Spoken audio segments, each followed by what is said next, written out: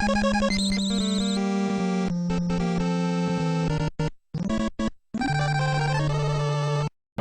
I am Paul Nisi from FrontDoorsGamer.com. I'm here at PAX East 2013 with Undead Labs for their upcoming game, State of Decay.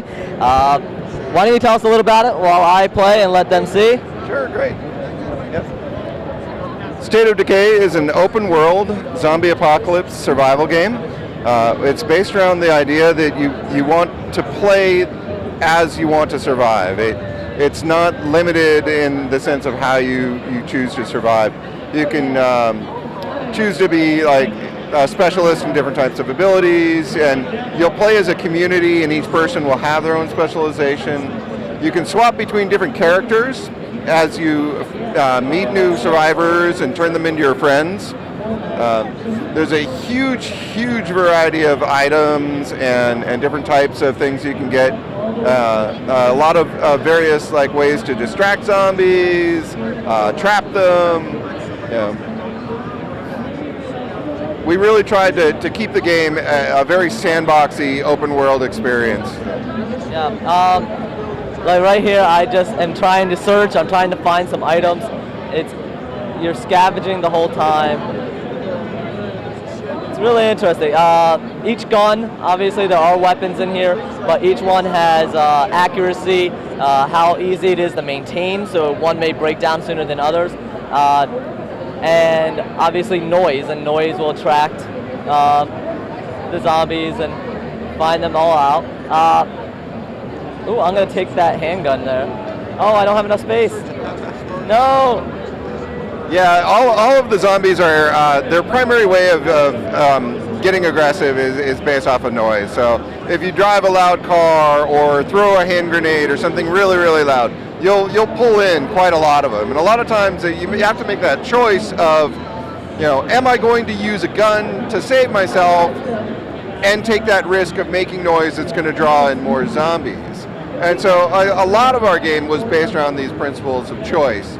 Am I going to save this person or that person, or am I going to take a car to this location or try and sneak there? And we really tried to leave it up to the player to decide those moments. So.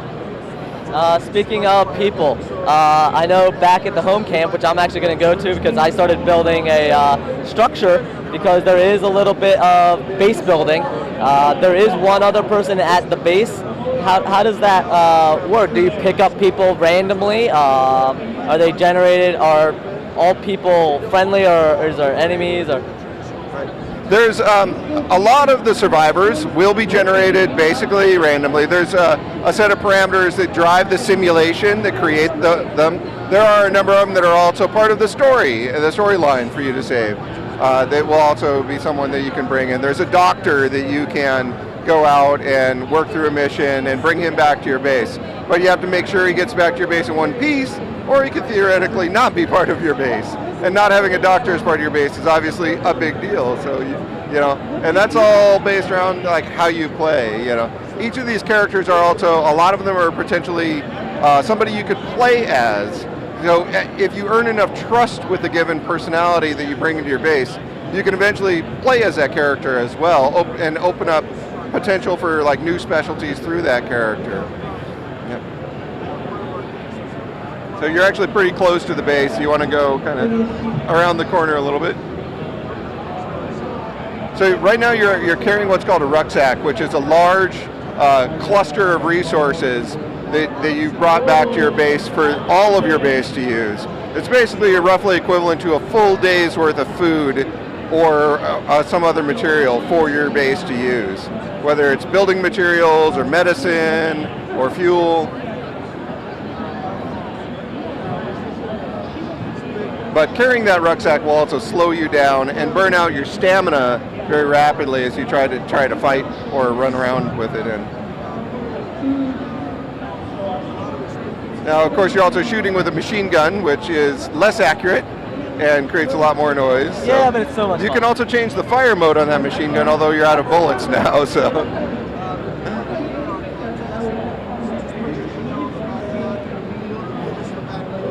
So zombie bites will obviously hurt your player. We we don't deal with infection on an individual character basis. There are missions that will play through based off of the potential for infection.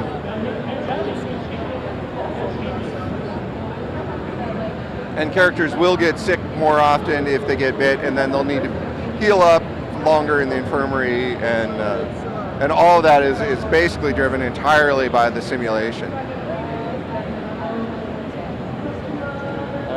All right, so you can go to the world map. This is actually not your base. Hit back button to bring up your world map, and then you can set your home base as a waypoint. That'll help you navigate to it. The world map is how you choose your missions and all of the various locations. Missions will spawn in that, and you'll select them through that. So I do notice, like, when I go into the menu, there are a number of other characters. They're all injured. They take a certain amount of days to heal. The building that I built took a few minutes. If I built a more technical building, it would have taken longer. So my car is kind of smoking right now. So you have to spend it. Your time is a resource as well, because absolutely, yeah.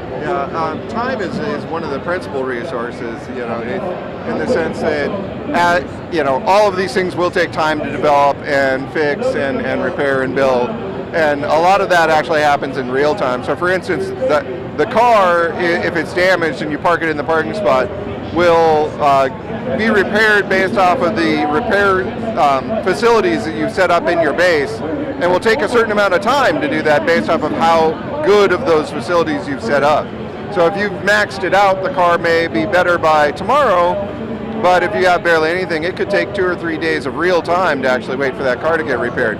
So the whole idea behind that is that it really makes you understand your resources are very, very grounded in a very realistic sense of, I have to manage these intelligently. They're not infinite. I have to deal with all this and make choices about what I do with things. Do I run over that zombie horde to kill it easily with a car, knowing it's going to damage my car potentially for I did that. Yeah, so everyone does it because it's a lot of fun. And I highly recommend doing it at least once, if not 100 times. Yes. So for storyline, you said basically it's a sandbox kind of game, but you interject storyline, there's missions. So can I waste an infinite amount of time before going on to that storyline? No, it will prompt you more and more heavily to follow. But there is a lot of potential for sandbox play in between all of the story elements. The story elements will actually spawn based off of kind of a timing of events that happen as you progress through the other side of the game. So. All right. Here we're having an example of some of the inventory you can get. Obviously, bullets, guns, melee weapons. Obviously, some people watching Walking Dead would probably like to go pick up that katana right over there. And then you have supply locker. You got medicine, Molotov cocktails. That's awesome. Yeah, you can actually build a facility that will let you create those directly inside of your base. So, or you can find them at certain locations. Yeah, and there's even other survivors out there. For instance, there's an enclave of survivors that they make their own elixirs that they can use to make Molotov cocktails out of. Their own elixirs, yes. Yes. This is set in a fairly rural environment. We really wanted to kind of ground it in a very what we call faded Americana. It's a very much any hometown anywhere in America, and we really wanted people who don't feel represented well in games to have a chance to bond with the location as a personality as well. So. Okay, so when I'm taking a lot of bullets there, I am encumbered, so I won't be able to really sprint very well, and my stamina won't let me run for too much longer. What is the currency in this game? The currency is called influence. Influence is gained by doing things for your community. I shut that gate because I don't want zombies getting in again. I did that already. Awesome. So influence is the currency of our game, and you'll get that by bringing resources back to the community, saving members of the community who are under attack, bringing new survivors in to join the community, any variety of things. They basically are like, your active roles. So you've just been jumped by what's called a freak. This is a feral zombie. He's much more aggressive, much more active, much more dangerous than most. It takes a lot more to kill him. You might be in trouble, actually. He's pretty dangerous. I'm gonna just beat him with a pipe. Die! You got him, all beat right. him while he's down. Yeah. Every zombie is much more vulnerable when they're downed on the ground. Yeah, and a lot of times you can do a finishing move by a certain button combo that will kill them in one shot. So a lot of the tactics of the actual combat are very almost fighter based. You have a lot of combo moves you can knock them down with, finish them, push them back, and all the different weapons have a variety of those different moves available to them. So, based off of the weapons that you're using at the time. All right, I'm gonna jump over this fence, and I'm gonna do what nobody should ever do in a horror movie or zombie movie. I'm gonna go into the woods. That's always a smart choice. He's stumbling, he's breathing hard. I'm gonna let him rest. I'm not that mean. But unlike most horror zombie movies, our woods actually have less zombies because zombies are people.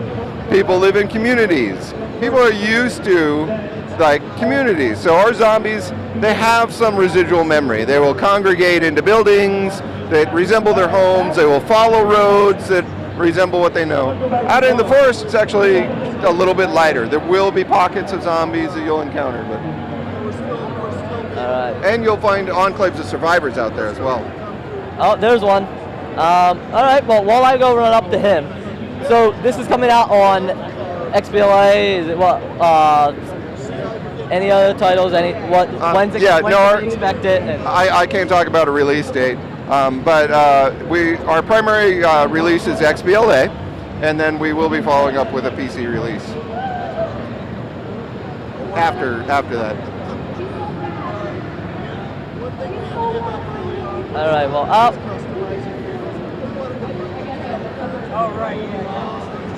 Crowd control. No, beat him. So this might be a good point to remind you that character death is permanent. And then once a character dies, he's gonna die. You can no longer use that character. So he's actually doing okay. He still has some residual health. Running away. So, all right. Well, while I kill off this poor sap who unfortunately gets to be controlled by me. All right. So this is coming out Xbox some point. Very cool. Fantastic job on this. I'm really looking forward to it. It's at first, I didn't know how in-depth it is, but it really is. And at a certain point, when you get there, you can build up influence with the people because of your choices that you make and how you treat the other people, as well as rescuing other ones. But you also need to watch your resources because there is a limited amount of food and limited amount of weapons and everything. So you may want to rescue everyone, but you may not be able to. So there may be some Walking Dead moments where you just have to go sorry and leave somebody behind. Absolutely. Yeah, no, there's always, every time I played this, I've had those kind of moments where I'm just overwhelmed with too many choices of things that I can't solve everything. And I have to make real hard choices about, I'm going to save this person and I'm going to let this go. Or I'm going to use this resource or not use this resource. And it definitely, that was one of our primary goals was, that feeling of, you're really struggling. It's about the survival. It's about how people can pull together, in order to make that happen. So. And just to show a point I said earlier, you can build a building. Here I built a work area, and if I wanted to, there's another empty space in this home base where I could build another object here, sleeping areas for more people, medical to help get your life up faster, training area to get a little stronger, more stamina, so forth and so on.